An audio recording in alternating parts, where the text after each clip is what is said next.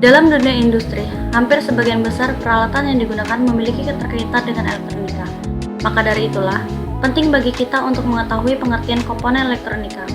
Komponen elektronika merupakan elemen dasar yang dimanfaatkan untuk membentuk serangkaian elektronika. Biasanya, dikemas ke dalam bentuk diskrit dengan menggunakan dua atau lebih terminal penghubung. Di dalam suatu rangkaian elektronika, setiap komponen elektronika mempunyai fungsinya masing-masing. Fungsi-fungsi tersebut diantaranya adalah sebagai penghambat, penguat, penghantar, penyaring, dan juga berfungsi sebagai pengendali. Masing-masing dari komponen elektronika ini juga mempunyai nilai serta tipenya masing-masing. Dengan demikian, dapat menjalankan fungsinya sesuai keinginan para perancang elektronika.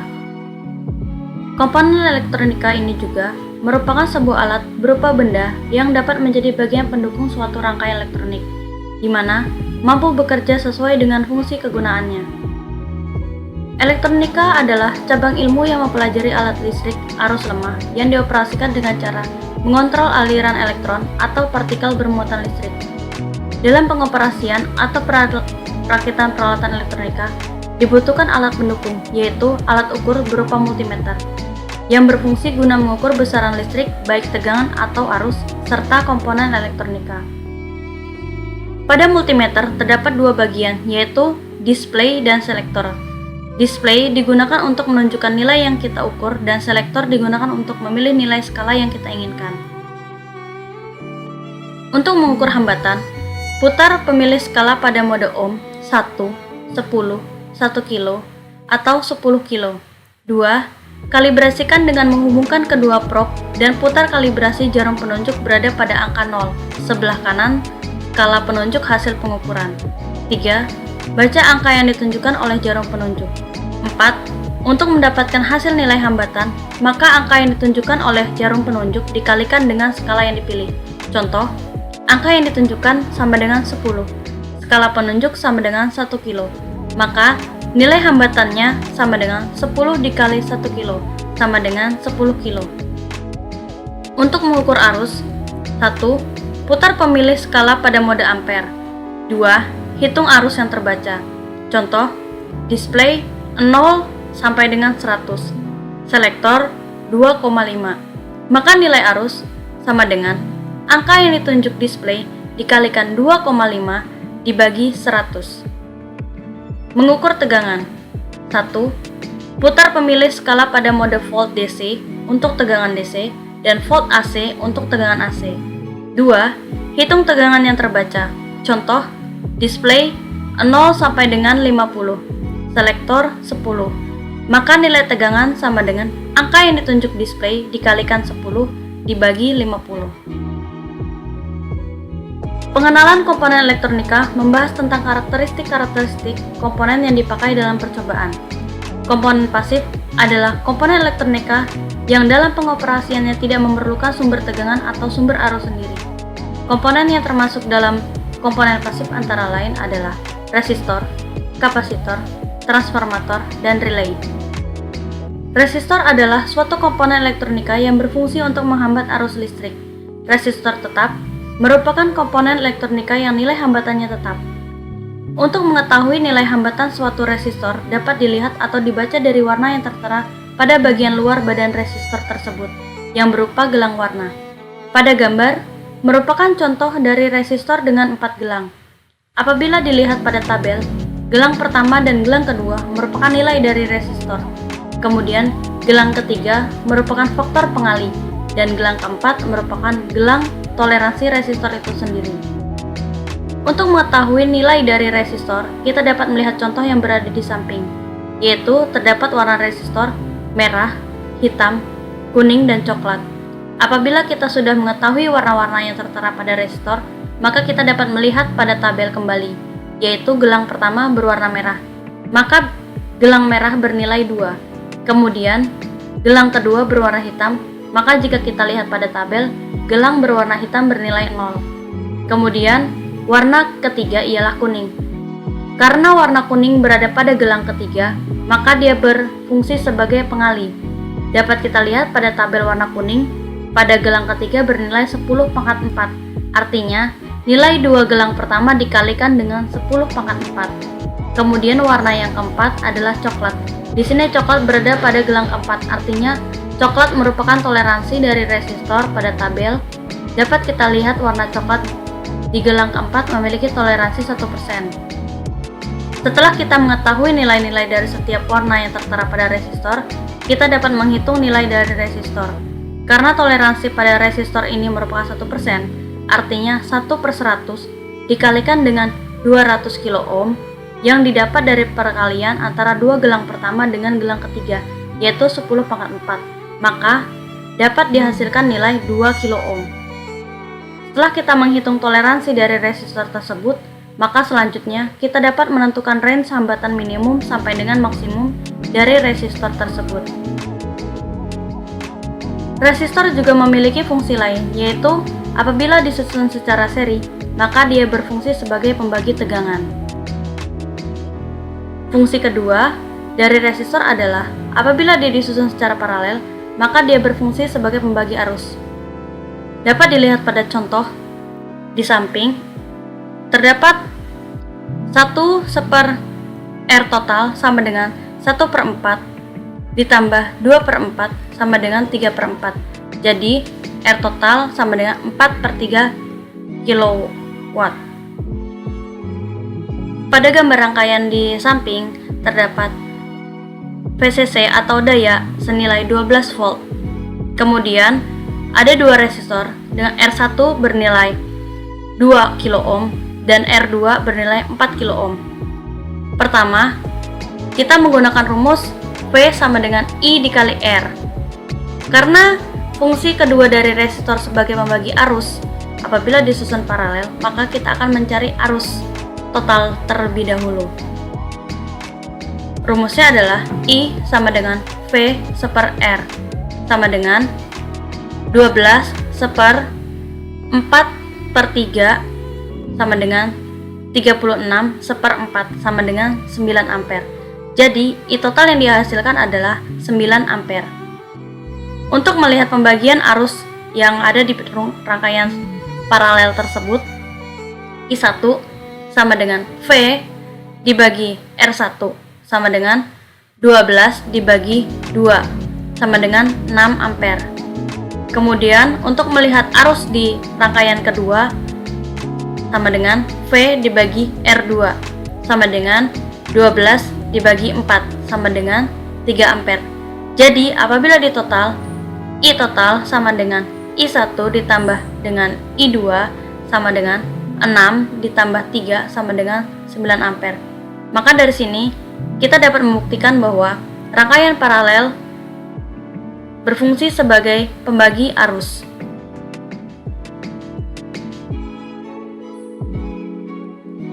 Selanjutnya adalah resistor tidak tetap. Ialah resistor yang nilai hambatannya atau resistansinya dapat diubah-ubah. Salah satu jenis resistor tidak tetap antara lain adalah potensiometer dan trimpot. Potensiometer adalah resistor yang nilai resistansinya dapat diubah-ubah dengan memutar poros yang tersedia. Kemudian, trimpot ialah resistor yang nilai resistansinya dapat diubah-ubah dengan cara memutar porosnya dengan menggunakan obeng. Kapasitor adalah suatu komponen elektronika yang dapat menyimpan dan melepaskan muatan listrik atau energi listrik. Kapasitor dibagi menjadi dua, yaitu kapasitor polar, artinya kapasitor ini memiliki dua kutub positif dan negatif, artinya pemasangan pada sirkuit elektronika tidak dapat dipasang secara terbalik. Kedua, kapasitor nonpolar, artinya kapasitor ini tidak memiliki kutub dan pemasangannya pada sirkuit elektronika dapat dipasang secara terbalik. Kapasitor tidak tetap. Kapasitor ini merupakan kapasitor yang nilai kapasitansinya dapat diubah. Kapasitor ini juga terbagi menjadi dua, yaitu kapasitor trimmer. Kapasitor yang nilai kapasitansinya dapat diubah-ubah dengan cara memutar porosnya dengan obeng. Yang kedua adalah kapasitor Farco yang nilai kapasitasnya dapat diubah-ubah dengan memutar poros yang tersedia. Untuk menguji sebuah kapasitor dibutuhkan sebuah multimeter, yaitu dengan menghubungkan dua kaki kapasitor, kemudian putar pemilih skala pada mode ohm. Selanjutnya hubungkan kapasitor pada dua prob yang terdapat pada multimeter. Kemudian kita dapat lihat pada tabel apabila jarum penunjuk bergerak ke kanan, dan kembali ke kiri, artinya kondisi kapasitor baik. Kemudian, apabila jarum penunjuk bergerak ke kanan dan tidak kembali ke kiri, artinya kondisi kapasitor buruk.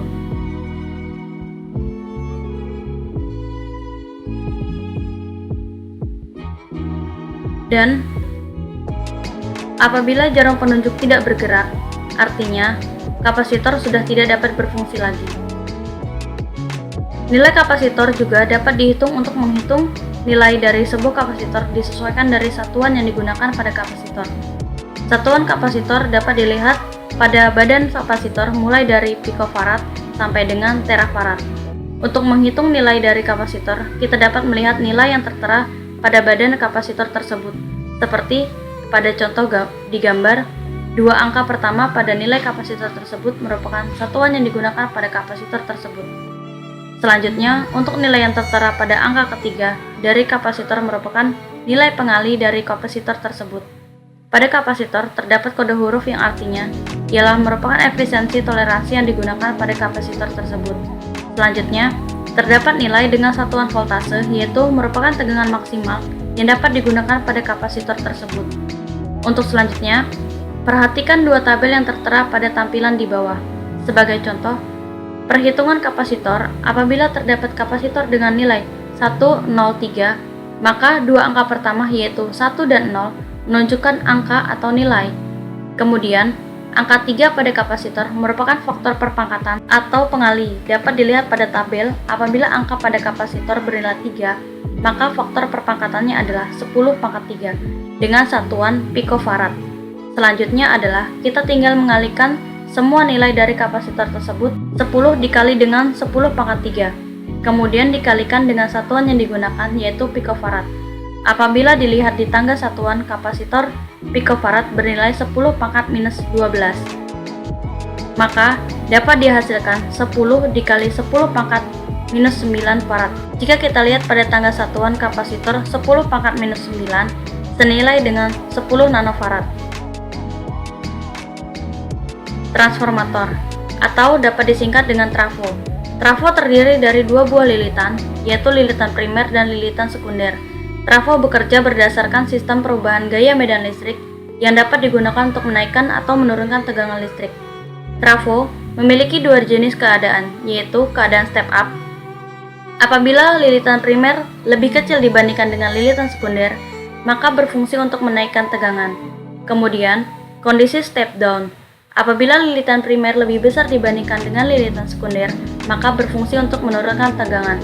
Rumus untuk menghitung trafo adalah tegangan primer seper tegangan sekunder sama dengan lilitan primer seper lilitan sekunder sama dengan arus sekunder seper arus primer. Relay adalah saklar atau switch elektrik yang bekerja berdasarkan medan magnet. Relay terdiri dari suatu lilitan dan sistem mekanik. Mekanik akan bergerak jika ada arus listrik yang mengalir melalui kaki-kaki relay. Di bawah ini merupakan contoh dari relay dengan 5 kaki, di mana masing-masing kaki memiliki fungsinya. Kaki pertama pada relay berfungsi sebagai VCC atau daya dari rangkaian relay. Kaki kedua berfungsi sebagai changeover atau CO. Kaki ketiga berfungsi sebagai ground. Kaki keempat berfungsi sebagai NO atau normally open. Kemudian, kaki kelima berfungsi sebagai NC atau normally close. Susunan-susunan kontak pada relay, normally open atau NO, relay akan menutup bila dialiri arus listrik. Apabila diibaratkan saklar, kondisi awal dari NO adalah saklar terbuka, dan apabila dialiri arus listrik, maka saklar akan menutup. Kemudian, normally close atau NO, relay akan membuka bila dialiri arus listrik. Jika diibaratkan saklar, maka kondisi awal dari NC adalah saklar akan menutup, dan apabila saklar dialiri arus listrik, maka saklar akan membuka. Selanjutnya adalah changeover atau CO, yaitu kontak tengah yang akan melepaskan diri dan membuat kontak lainnya terhubung. Komponen aktif adalah komponen elektronika yang dalam pengoperasiannya memerlukan sumber arus listrik atau sumber tegangan tersendiri. Yang termasuk komponen aktif ada antara lain adalah dioda, transistor, tiristor, dan transducer. Dioda merupakan suatu semikonduktor yang dapat menghantarkan arus listrik pada satu arah saja. Fungsi umum dari dioda adalah sebagai penyearah dan sebagai saklar elektronik. Pada bahan pokok untuk pembuatan dioda adalah germanium dan silikon. Dapat diperhatikan pada skematik, dioda memiliki dua pin, yaitu pin dengan simbol anak panah yang berarti anoda dan pin yang dengan simbol garis berarti katoda. Dioda memiliki dua kondisi. Forward bias, apabila pin anoda bernilai lebih positif dibandingkan pin katoda, maka arus mengalir dari kaki anoda ke katoda. Kondisi reverse bias, apabila pin katoda lebih bernilai positif dibanding anoda, maka arus tidak mengalir. Untuk menguji dioda, dapat digunakan multimeter. Putar pemilik skala pada mode ohm, kemudian hubungkan dioda pada dua probe yang terdapat pada multimeter. Perhatikan pada tabel pengamatan. Apabila anoda dihubungkan dengan probe positif dan kemudian katoda dihubungkan dengan probe negatif, apabila kondisi dioda tersebut baik, maka jarum tidak akan bergerak. Sebaliknya, apabila dioda tersebut dalam kondisi buruk, maka jarum akan bergerak. Percobaan selanjutnya adalah apabila anoda dihubungkan dengan probe negatif dan katoda dihubungkan dengan probe positif. Bila kondisi dioda itu baik, maka jarum akan bergerak. Sebaliknya, apabila kondisi dioda tersebut buruk, maka jarum tidak akan bergerak. Transistor adalah sebuah komponen elektronika yang berfungsi sebagai saklar elektronik, juga dapat berfungsi sebagai penguat sinyal masukan. Transistor bipolar adalah transistor yang memiliki dua persambungan kutub, umumnya memiliki tiga kaki, yaitu basis, emitor, dan kolektor. Transistor bipolar terdiri dari dua jenis, yaitu transistor NPN atau negatif positif. Transistor memiliki dua sisi, yaitu sisi rata dan sisi bagian yang cembung. Untuk menentukan kaki-kaki pada transistor, hadapkan sisi yang rata pada transistor ke hadapan kita. Maka, kaki sebelah kiri berfungsi sebagai kolektor, kaki bagian tengah transistor merupakan basis, dan kaki bagian sebelah kanan dari transistor adalah emitor. Kondisi transistor NPN, transistor akan saturasi apabila tegangan pada basis bernilai lebih besar dibandingkan dengan tegangan di emitor. Maka, arus di kolektor akan mengalir ke arus emitor. Transistor akan berkondisi cut off apabila tegangan pada basis bernilai lebih kecil atau sama dengan tegangan di emitor. Maka, arus di kolektor tidak dapat mengalir ke arus emitor. Transistor PNP, positif, negatif, positif. Untuk menentukan kaki-kaki pada transistor, cara membacanya sama seperti pada transistor NPN. Hanya saja yang membedakan antara transistor PNP dan NPN adalah kondisi saturasi dan cut-off. Pada transistor PNP, yaitu kondisi transistor akan saturasi apabila tegangan pada basis lebih kecil dibandingkan dengan tegangan emitor. Maka, arus emitor akan mengalir ke arus kolektor. Kondisi transistor akan cut-off apabila tegangan pada basis lebih besar atau sama dengan tegangan pada emitor, maka arus emitor tidak akan mengalir ke arus kolektor. Untuk menguji kondisi pada transistor, setiap kaki-kaki pada transistor baik PNP maupun NPN harus diuji dengan menggunakan multimeter dengan memperhatikan tabel pengamatan di bawah ini. Tiristor adalah komponen elektronika yang banyak digunakan sebagai saklar elektronik. Jenis-jenis di tiristor antara lain adalah SCR atau Silicon Control Rectifier, triac, dan diac. Transducer merupakan suatu komponen elektronika yang dapat mengubah suatu besaran ke besaran lainnya. Adapun komponen elektronika yang termasuk ke dalam transducer ialah LDR atau Light Dependent Resistor, yaitu resistor yang dapat berubah-ubah nilai resistansinya jika permukaannya terkena cahaya. Kondisinya ialah jika terkena cahaya, nilai resistansinya kecil. Sedangkan jika tidak terkena cahaya, kondisi gelap, maka nilai resistansinya besar. Dapat dilihat pada gambar skematik, terdapat simbol resistor yang memiliki anak panah mengarah ke resistor, yang berarti resistor tersebut menerima cahaya.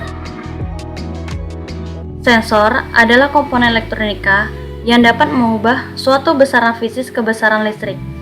Hubungan transducer dengan sensor dapat digambarkan dalam diagram Venn sebagai berikut. Jika dilihat pada diagram Venn, transducer dan sensor merupakan salah satu komponen elektronika.